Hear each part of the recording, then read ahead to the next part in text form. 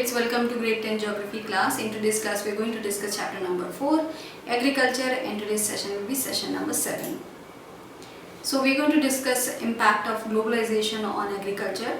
Globalization is not a new phenomena, it was there at the time of colonization. तो जो globalization है वो एक कोई नया phenomena नहीं है. वो टाइम जब था colonization हुआ था, जब ब्रिटिश कॉलोनी थी हमारे कंट्री में, तब भी ये जो आइडिया था वो तब भी था. In the 19th century, when European traders came to India, at that time too, Indian spices were exported to different countries of the world, and farmers of South India were encouraged to grow these crops. Till today, it is one of the most important items of export from India. तो 19th century में जब European traders India आए थे, उस time भी जो Indian spices हैं वो बहुत फेमस है. तो उस टाइम से इंडियन स्पाइसेस जो थे वो एक्सपोर्ट किए जाते थे फॉर डिफरेंट कंट्रीज जो हैं वर्ल्ड में, वहाँ पे जाते थे इंडियन स्पाइसेस. एंड फार्मर्स जो हैं साउथ इंडिया के, उनको इनकरेज किया जाता था कि वो ये सारी जो क्रॉप हैं उनको ग्रो करें. तो उस टाइम से ये चला आ रहा है. हमारे जो स्पाइसेस हैं वो बहुत फेमस थे उस टाइम से. टिल टुडे ये one of the most important item है एक्सपोर्ट का इंडिया से. तो हम लोग उसको अभी तक मेंटेन करे हुए हैं because the quality of spices is known through पूरे वर्ल्ड में, उसको जाना जाता है. सो दैट इज़ वाई वो 19th सेंचुरी से ही शुरू हो गया था. During the British period, cotton belts of India attracted the British, and ultimately cotton was exported to Britain as a raw material for their textile industries. तो during British का जो period था उस टाइम में कॉटन बेल्ट्स ऑफ इंडिया जो थे उन्होंने attract किया ब्रिटिशर्स को, एंड अल्टीमेटली उन्होंने जो कॉटन है इंडिया का वो एक्सपोर्ट किया ब्रिटेन में, और उन्होंने उसको एक्सपोर्ट किया एज अ रॉ मटेरियल, और वहाँ पे उन्होंने टेक्सटाइल इंडस्ट्री में उसका यूज़ किया. And still you will see India का कॉटन अभी भी वेस्ट में जाता है. If you go to US, Canada अगर आप जाएँ तो यू विल सी कि बहुत सारे शॉप्स में like almost everywhere you go you will सी कि मेड इन इंडिया का टैग लगा रहता है. तो बहुत सारा कॉटन जो है वो इंडिया से जाता है, एंड जो सिंथेटिक टाइप का फाइबर होता है दैट गोज़ फ्रॉम चाइना. तो इंडिया से अभी भी कॉटन जो है वो बहुत जाता है वेस्ट में. Cotton textile industry in Manchester and Liverpool flourished due to the availability of good quality cotton from India. तो कॉटन जो टेक्सटाइल इंडस्ट्री है मैनचेस्टर और लिवरपूल में वो फ्लरिश की बिकॉज जो availability of good quality cotton था वो इंडिया से वहाँ पे भेजा जा रहा था, एंड दैट्स हाउ वहाँ जो टेक्सटाइल इंडस्ट्री है कॉटन की उसने बहुत ग्रो करना शुरू करा, बहुत फ्लरिश हुई वो इन दिनों. Champaran movement, which started in 1917 in Bihar. This was started because farmers of that region were forced to grow indigo on their land because it was necessary for the textile industries which were located in Britain. They were unable to grow food grains to sustain their families. तो जो चंपारण का movement हुआ वो start हुआ था 1917 में, और वो हुआ था बिहार में. एंड वो जो मूवमेंट है वो इसलिए शुरू हुआ कि फार्मर्स जो थे उस रीजन के, बिहार के, चंपारण के, they were getting forced by Britishers कि वो जो अपनी लैंड पे इंडिगो है उसको वो लोग उसकी क्रॉप लगाएं बिकॉज इंडिगो जो है वो बहुत ज़रूरी था टेक्सटाइल इंडस्ट्री के लिए. एंड टेक्सटाइल इंडस्ट्री जो ब्रिटेन में थी बिकॉज यहाँ से कॉटन जाता था, दे नीडेड इंडिगो ऑल्सो, उनको इंडिगो की भी ज़रूरत थी. सो दैट इज़ वाई उन्होंने they started forcing the farmers कि वो अपने जो उनके खेत हैं उसमें वो इंडिगो की फसल लगाएं, एंड जिसकी वजह से जो फार्मर्स हैं वो अपनी फूड ग्रेन्स और जो उनकी ज़रूरतें थी वो सारी चीज़ें अपने फार्म में नहीं लगा पा रहे थे बिकॉज उनको फोर्स किया जा रहा था इंडिगो के लिए. Under globalization, particularly after 1990, the farmers in India have been exposed to new challenges. तो ग्लोबलाइजेशन के अंदर ही particularly after 1990 के बाद जो फार्मर्स हैं इंडिया के वो एक्सपोज हुए नए चैलेंजेस से. तो things started changing from that period.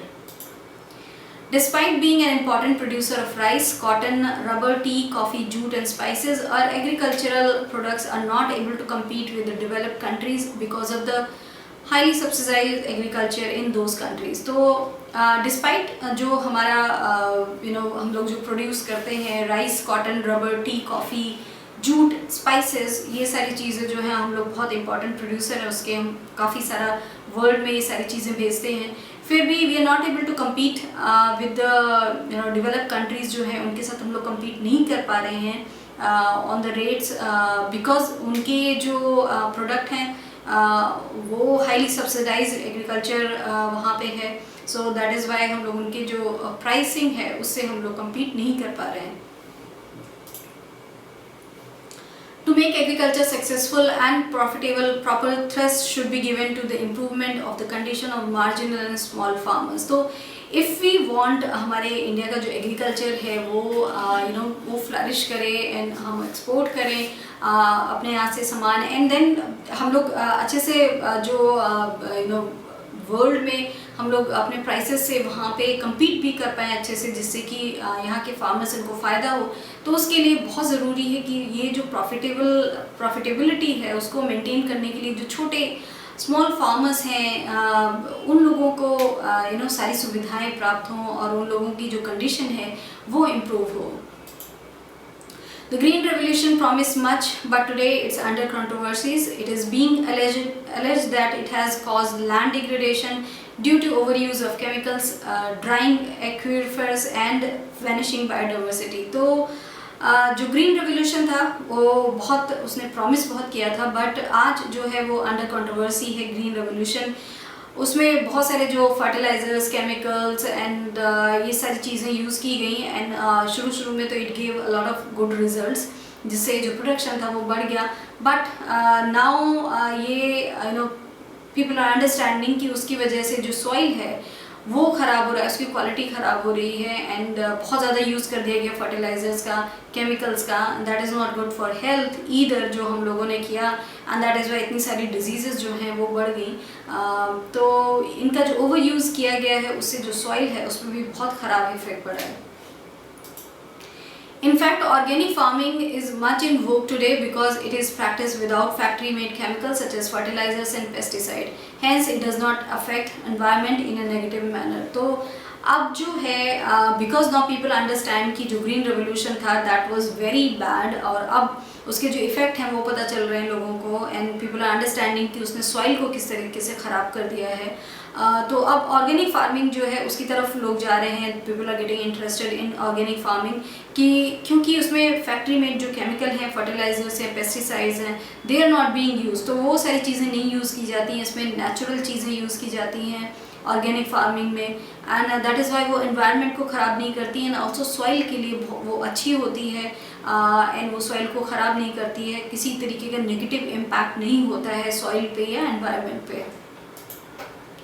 A few economists think that Indian farmers have a bleak future if they continue growing food grains on the holding that grow smaller and smaller as the population rises. तो कुछ जो economist हैं उनका ये मानना है कि India का जो फ्यूचर है फार्मर्स का वो बहुत ख़राब है, बिकॉज जो जहाँ पे वो फूड ग्रेन्स ग्रो करते हैं और जो उनके फार्म्स हैं, जो उनके खेत हैं, they are getting smaller and smaller because हमारे हेरिडिटी में जब father passes away, if you have 5 kids, then आपकी जो ज़मीन है वो 5 हिस्सों में बढ़ जाती है, एंड एवरीबडी कोई भी मिल के नहीं रहता है, वो बढ़ जाती है, उसी तरीके से फिर उस पर फार्मिंग होना शुरू होती है. एंड दैट इज़ हाउ उस जो ज़मीन है उसके टुकड़े होते जा रहे हैं, एंड छोटे छोटे जो खेत हैं वो होते जा रहे हैं, एंड उसकी वजह से प्रॉब्लम हो रही है कि कोई भी अच्छे से खेती नहीं कर पा रहा है, इतने छोटे छोटे खेत हो गए हैं. तो ये सब चीज़ों को ध्यान में रखते हुए कि खेत जो है वो छोटे से छोटे होते जा रहे हैं, and population is increasing, there is no कोई कंट्रोल नहीं है पॉपुलेशन की इंक्रीज़ पे. तो ये सारी चीज़ें जो हैं इनको ध्यान में रखते हुए फिर इकोनॉमिस्ट जो हैं दे आर सेइंग कि इंडियन फार्मर्स जो हैं उनका फ्यूचर बहुत ब्लीक है. India's rural population is about 600 million, which depends upon 250 million approximate hectares of agricultural land, an average of less than half a hectare per person. तो India की जो rural population है वो about 600 million है, जो depend करती है approximate 250 million hectares of agricultural land है. उस पर पूरा ये लोग मतलब उन पे ही उस खेती करनी है उनको, और सारा उनका जो सब कुछ है वो उस पर ही डिपेंडेंट है, जितनी ये 250 मिलियन हेक्टेयर्स ऑफ जो एग्रीकल्चरल लैंड है. सो अगर हम लोग इसे देखें तो एन एवरेज जो है एक फार्मर के पास वो लेस देन हाफ ए हेक्टेयर पर पर्सन लैंड है उनको फार्मिंग करने के लिए। Indian farmers should diversify their cropping pattern from cereals to high value crops. तो what Indian farmers should do, उनको change करना चाहिए the way वो farming करते हैं, agriculture activity जो भी करते हैं वो लोग, उनको diversify करने चाहिए अपने cropping pattern को, उनको cereal से लेके high value crops तक करना चाहिए। तो at least उनको food grains मिल रहे हैं and they are doing जो वो पहले से कर रहे हैं, एंड देन कि उनको फ़ायदा ज़्यादा हो इकोनॉमिकली, तो उसके लिए वो हाई वैल्यू क्रॉप्स जो हैं उसको उगाना उनको शुरू करना चाहिए। This will increase income and reduce environmental degradation simultaneously, because fruits, medicinal herbs, flowers, vegetables, biodiesel crops like jatropha and jojoba needs much less irrigation than rice or sugarcane. तो ये जो अगर वो लोग हाई वैल्यू क्रॉप्स लगाते हैं with serial, तो उससे उनकी इनकम भी बढ़ेगी and then it will also reduce जो एनवायरमेंटल डिग्रेडेशन है उसको भी रिड्यूस करेगा वो साइमल्टेनियसली। तो वो दोनों उन लोगों को फ़ायदे होंगे, बिकॉज जो फ्रूट्स हैं, मेडिसिनल हर्ब्स हैं, फ्लावर्स हैं, वेजिटेबल हैं, बायोडीजल क्रॉप हैं जैसे जलट्रोफा है एंड होहोबा है, इन सबको बहुत कम इरिगेशन की ज़रूरत पड़ती है अगर हम लोग कंपेयर करें राइस एंड शुगर केन से। So that is why Indian farmers should diversify, जिस तरीके से वो उनका क्रॉपिंग पैटर्न है उनको वो चेंज करना चाहिए सो दैट उनको भी इकोनॉमिकली जो है वो बहुत फ़ायदा हो।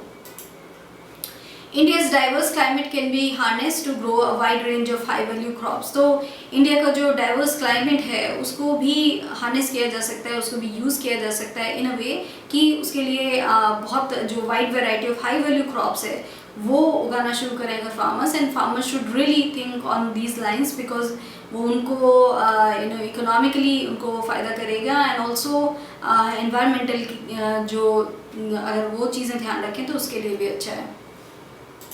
So this is all that we have discussed in this session 7 of this chapter, which was chapter number 4. So that's all for this session. Thank you.